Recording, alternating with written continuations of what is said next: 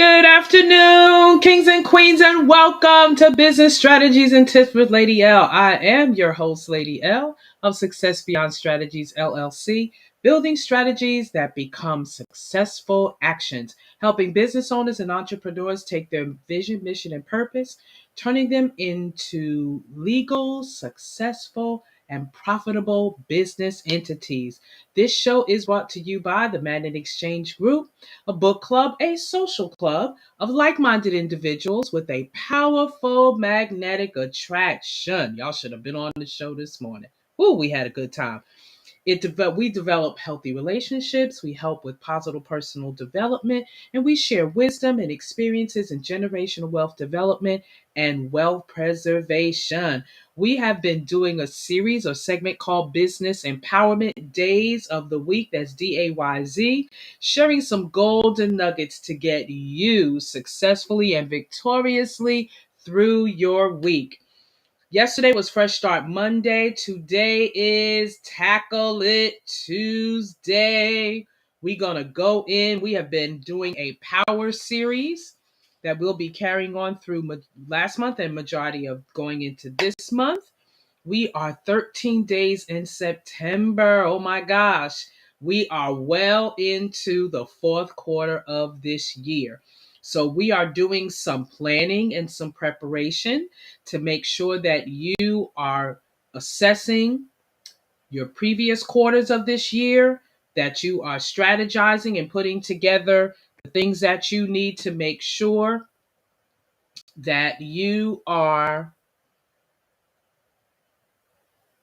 okay, that you just check it on my Instagram family, make sure they're still with me. All right, all right. You just got to flow with technology, right?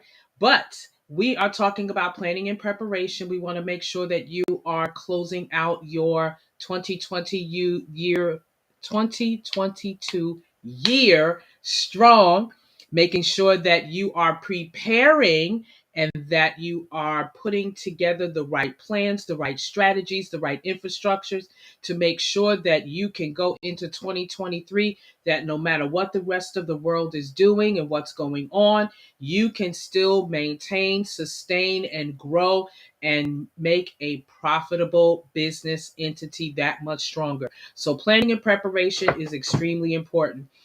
We are going to talk about the fact that planning is deciding in advance what to do, how to do it, when to do it, and who you should be doing it with. Now, we know we could take that in a whole other direction, but if you want to add that to your personal life, please do, because you may need to start there first. Because whatever comes from you pours out into your business, out into your organization, out into your ministry. So, yeah, you may want to do that double checking on that. All right. What planning does, it bridges the gap from where the organization is currently to where it wants to be. When we set together your vision, your mission, your purpose, you set together your goals, your strategies, your infrastructure, you had an idea, you had a direction, you had a visual of where you saw the end result of your business or your organization or your ministry. And you want to make sure that you are closing any gaps that separates you from those original goals and purposes. And some things may have had to been tweaked and changed because the way the industries are going, especially the technological industries, how you may have started out the year and maybe even toward the middle of the year may not be the way you need to end the year, or you need to up the game of how you came into the end toward this end of the year and, make sure that you are finishing strong. Okay, now the planning function involves establishing goals, arranging them in logical, and I'm going to even add the word sequential, meaning some type of succession, some type of going forward in what you are doing, regardless of the detours, the U-turns, and the twists and turns and bends of the road. You always want to make sure you're going forward. So we have one of our kings that says, does it make sense? Does it make sense to you? And are you in a position to execute it? And if it doesn't match those three categories or doesn't pass those three questions, then that's when you need to make sure that you are sitting down and making the right plannings, the right preparations, the right assessments, making sure that you are arranging them in a logical order that makes sense, but also a sequential order so that you're moving forward one step at a time. Preparation is not obsessing about the details. Talk to me, Laverne. Okay? Stop obsessing about the details. You've got to be flexible. Go back to my YouTube channel, Lady Vern, Lady, and scroll through my list. And where we saw the power of flexibility, go back over that show again because you got to be flexible. You have to be bendable. And when I say bendable, I mean flexible in a way that, okay, I wasn't expecting this, but I can bounce back from it because I have some type of strategic system in place. I have some type of strategic plan in place that I can bend and flow as things change, as your industry change, as the demand, as a supply and demand changes. You want to be flexible. The businesses that survived was able to say, all right, we shut down, we got a pandemic, I can't have people come into my establishment, but how can I still service my clients and customers? You have to go. I hate to keep putting out this shameless plug, but there is a reason why systematically God has given me these subjects because now you can reach back and you can keep refreshing yourself. You've got to make sure that you are reassessing, that you are regrouping. Those were some of the power words that we found on this month. So you need to go back and revisit those so that you're making sure you're taking all of this information and moving your business to the next dimension. Let's talk about some types of planning because there's three major types of planning that's pretty standard. One is the operational plan type of planning, tactical type of planning, and then of course your strategic planning. Operational planning is an operational plan that outlines the key objectives and goals of an organization and how to reach them. It is a well crafted document that ensures that all your team members know their prospective responsibilities and have a clear visual understanding of what needs to be done. There's no reason to go to the tactical or the strategic if you don't have your operations in place. If you don't have, and we talked about that at length on some of the previous shows about how to sit down with your service team members and make sure that everybody is clear in their roles and responsibilities, have a clear understanding of the vision, mission, and purpose of your business so that collectively you can make sure that everybody's in place and your business, your organization, and your ministry will operate as a well oiled machine. Now, when you talk about tactical planning, the tactical plan is a written outline of specific actions you're going to take to address a problem or achieve a goal. That's just like the vision that you write down, that's your broad goal, your broad picture. But then your mission statements and your purpose statements give those specific details, those specific outlines as to how they're executed. If you are in network marketing, they have strategic and tactical strategies that when you put these things in that well documented logical order and that you begin to use a flow and develop a system for yourself, those tools are in place because it is an overall system. That's the vision. But when you actually execute the steps that you actually take, that's your mission statement. That's your mission of achieving a certain number of goals or a certain status in your network marketing industry.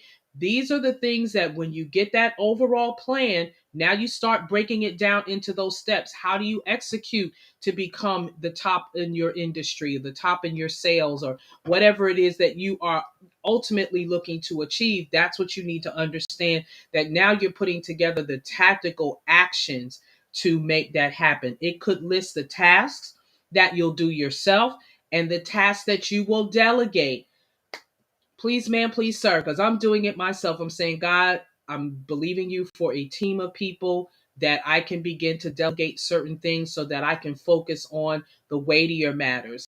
Getting scriptural on you here, when the church began to grow so exponentially after the death, burial, resurrection, and ascension of Christ, and Peter and the rest of the apostles was going forth and developing the church, it was so many of the needs became so great. They said, well, let's put together some men, what we call today deacons or elders, depending on your worship structure, and so that they can handle those day-to-day operations, so that we can attend to the core, which was the word of God and the teaching and the spreading of the gospel, so that the main thing can be the main thing. You can't do everything and keep the main thing the main thing. So we're believing God for teams. Amen. Strategic planning. Strategic planning is a process in which an organization's leaders define the vision for the future, identify the organization's goals and objectives. The process includes establishing the sequence in which those goals should be realized, being realistic in their due dates of accomplishment, so that the organization can reach its stated vision. The strategic plan is usually done in the very beginning of establishing your business, because it spreads out and feeds into the tactical and feeds into the operational. So, making sure that you are putting those things in those sequential orders so that you can have a constant flow of a productive, moving forward business. Planning is a mental work, basically concerned with thinking before doing. It's called critical thinking. You have to critically analyze what to do, how to do it, when to do it, so that when you are actually laying out the blueprint that you are planning to execute, you're making sure that your thoughts are catching up with your writing. That's why we say think to ink. That's why we say write it down and make it plain, because thoughts and ideas are like slippery fish. You think you have that fish in your hand, and if you don't get the right grip between that fish's head and that tail, that fish is going to pop out of your hand. Or if you're using a net, making sure that that net has a closability that can capture that fish to make sure it's not slipping out. Thoughts are the same way. You want to make sure that you are thinking before you're doing, that you're writing it down. You're thinking, you're writing it down, then you're doing or you're executing. It is also an intellectual process that involves creative thinking and imagination. We talked about the power found in imagination. Go back to my shows. Whenever planning is done, all activities are orderly undertaken as per plans rather than on the basis of guesswork. In other words, anticipate some challenges. Anticipate when that coworker or that employee doesn't show up on their shift. And now you have to take someone from the other shift or the previous shift usually, and then sometime you pull back from the shift that's coming in and say, can you come in earlier? Be creative and find a solution to that gap, because that's one of those gaps that you want to fill. Ask yourself, why aren't people coming to work? It could be that they don't have a work ethic. It could be that they don't understand the value of a work ethic or the value of keeping their commitment, keeping their word. When they filled out your application for your business, ministry, or organization, give them the time to read that application. And if you have clauses in that application, meaning your requirements, your job descriptions, your roles and responsibilities, have that part of the interview. You've gone through your initial interview, you're in the process of hiring this person, or you've made a decision to hire this person, and this person has decided to accept your offer. Take the time. I understand that this could be a challenge, but this is what you have a management team for. Instruct your management team to take the time to go over what you expect from them and what they can expect from you. When you take the time to do that in the beginning, you are securing job stability for your company, your business, your organization, and that person, especially if you are going to hire our millennials or our younger generation. You need to understand that, because you can't take for granted that they might have been taught these principles at home or at church or in school, because all three of them can be a little elusive. But this is your business. This is your organization. This is your ministry. You need to make sure that you are positioning the right people for the right work, so that you are having a fruitful, productive business organism that will flourish. You don't have time to hire weeds when you can hire good seeds that's going to produce a good harvest. Selah. The advantages of planning. Planning facilitates management by objectives. When you fulfill those objectives, when you have properly positioned people in those objectives, then that facilitates the management overflow of what you're doing. Planning minimizes uncertainties. When you anticipate what could happen, I don't particularly like this term, but I understand the gist of it. The Murphy's Law. It'll happen. Some things will happen, some things won't.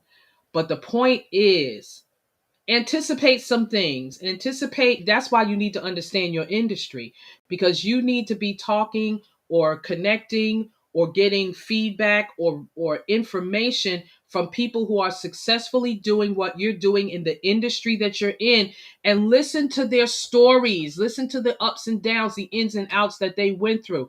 Whatever you can learn from instructions so that you don't repeat it, learn it. But also gird yourself up to understand there's going to be something unexpected that's going to happen in my business. How am I going to handle the unexpected, especially if it's common among your industry? Planning facilitates coordination. Coordination, balance. How are you going to balance some things out? Planning helps you facilitate that. Planning improves employees' morale. The worst thing you can do is be an unorganized business owner and hire organized people. They are not going to waste their time. They are not going to stay. They do not want to be bothered with the drama. Ask me how I know. I'm one of them. If you got too much drama in your company and in your business, I'm out. I'll find something before I leave, but I'm out. Because where there's confusion, there's every evil work. I'm not B. Okay. Planning helps in achieving economies. You have an economic goal for your business. Planning helps you achieve that. Don't be all nilly-willy. There's bank accounts, there's structures, there's financial tools that you need to have in place, so that you're making sure that you can view your business at any given time and say, okay, I'm running good. I'm running okay. I need to check this. How are you going to know that if you don't have a plan in place to achieve your economic goals? Planning facilitates controlling from the perspective of making sure that what you had set out to do is functioning in the way it should function. If not, you're tweaking and making the adjustments. Planning provides a competitive edge. When you have a competitive edge, it's because you've tapped into innovation and creativity deeply. You're always making something that will capture your customers and clients' attention. You're making sure that you are thoroughly meeting the needs of your clients and customers that will make them want to come back, and not only come back, but tell other people about your businesses, your products and your services, and refer other people and give you good feedback on your social media. So that is important. Provide that competitive edge. What helps you to stand out in this very common industry that you may be in? What makes you stand out? What makes people say, well, I'm going to go to Laverne's spot versus this spot over here, even though that spot may have a bigger name than Laverne's? Selah. Planning encourages innovation. When you have a system in place, you're able to get rid of the box and be more creative, be more imaginative. Something, put yourself in your customers and your client space. Why would you come to your business? What is it about your business that would make you want to come to it? And if you can't answer that question, then that's when you need to sit down with your strategic plan and see where the gaps are and fill in the gaps and plug in the holes. Thank you so much for joining me today on Business Strategies and Tips, Business Empowerment Days of the Week. The power found in planning and preparation was our power for today. I'd appreciate it if you would leave a comment. Even better, share your takeaways with me from today's show and any of the other shows that you have viewed so that it will help me to help you in your business development journey. So remember, trust your journey. It's okay. Trust the journey. This is not a sprint race, this is a marathon. So trust the journey. Enjoy the journey. Adventurous calling, please answer. Now is the time to take your vision, mission, and purpose, all of your gifts, all of your talents, all of your callings, and work them because that is where your wealth, wholeness of life is buried. And know that you did not wake up today to be mediocre or to operate in mediocrity. So count your blessings and have a wonderful Tackle It Tuesday. Go into this day or the rest of your day. If your morning wasn't what you expected it to be, it's behind you. What are you going to do with right now going forward that when you look at the end of this day, you can say, I tackled it and I won. So bye bye for now.